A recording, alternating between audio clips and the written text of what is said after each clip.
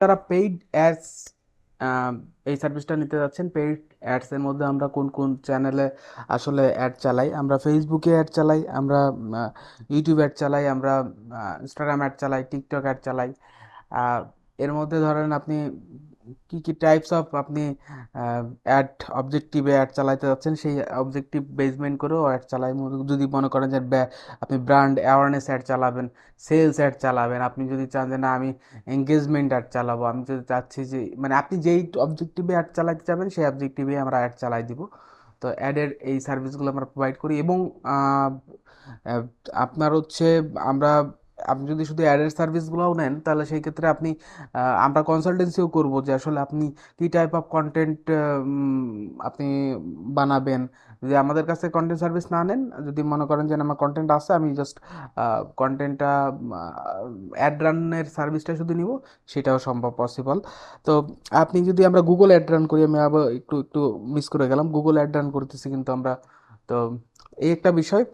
এরপরে আসেন যে আমরা আহ, এই অ্যাডগুলা পুনরায় রিটার্গেটিং এর ক্ষেত্রে আহ, আমরা সাহায্য করতেছি।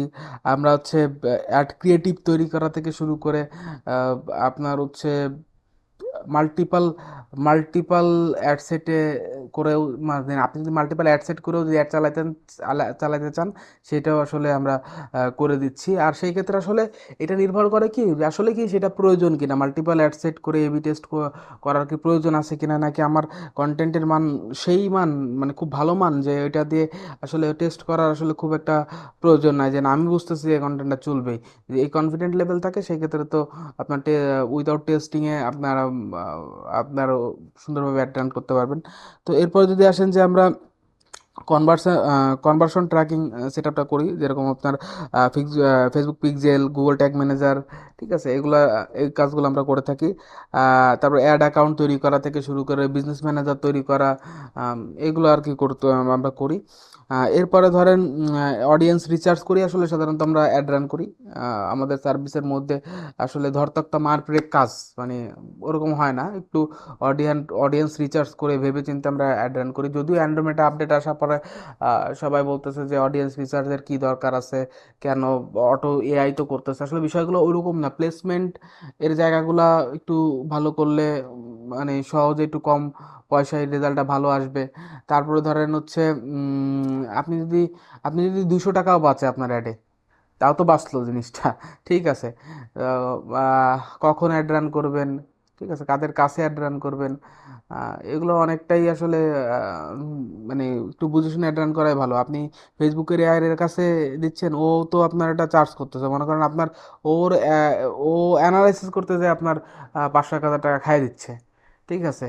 তাহলে বিষয়টা একটু অন্যভাবে যদি নেন যে না আমি হচ্ছে অ্যাড রান করতেছি, সেই ক্ষেত্রে উম, ওই অ্যানালাইসিসের জায়গাটা আগে থেকেই যদি আমি ওরে সাবমিট করে দিই, সেই ক্ষেত্রে জিনিসটা আরও সহজ হয়ে যায়। তাহলে অ্যানালাইসিসটা আমি করে দিচ্ছি, ফেসবুকে সব কিছু সেট আপ করে দিচ্ছি, ওই অটো মোডে না দিয়ে ম্যানুয়াল সেট আপ করে দিচ্ছি সুন্দরভাবে, যাতে করে ও সহজে এই জিনিসটা ক্যাপচার করে ওর মতো করে প্রথম থেকেই আর কি ওই অডিয়েন্সগুলারে টার্গেট করে মার্কেটিং করতে পারে। তো এই একটা বিষয়। তারপরেও আপনি কন্টেন্ট ভালো না হলে আসলে অ্যাডে খুব একটা ভালো রেসপন্স আসে না। সব আমরা যখন কনসালটেন্সি করব আসলে আপনার যখন আমরা এই সার্ভিসটা দিব, তখন আসলে আপনার কন্টেন্ট থেকে শুরু করে আপনার প্ল্যান বা আপনার লক্ষ্য এগুলো সব জেনে তারপর আমরা আসলে সার্ভিসটা দিই।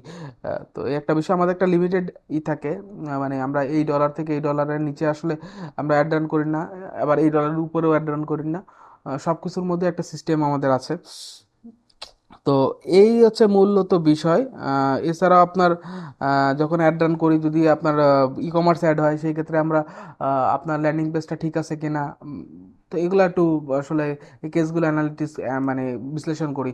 আবার অ্যাডের পরে অ্যাড রিপোর্টিংটাও কিন্তু আমরা দিই, যে এখন অ্যাডের ওই ডেটাগুলো অ্যানালিসিস করে আমরা অ্যাড রিপোর্টিং দিই, যে এখন বর্তমানে এই অবস্থায় হয়েছে আপনার অ্যাডের, ভবিষ্যতে এইগুলা করলে আসলে এই অ্যাড থেকে আমরা এই ফল পাইলাম বা এই জিনিসটা শিক্ষা পেলাম, পরবর্তীতে আমরা এই জায়গাগুলো ইমপ্রুভ করলে হয়তো বা এতটুকু ধাপ আগায় যেতে পারবো, মানে এই কেসগুলো স্টাডি করে আসলে আমরা রিপোর্টিং দিই।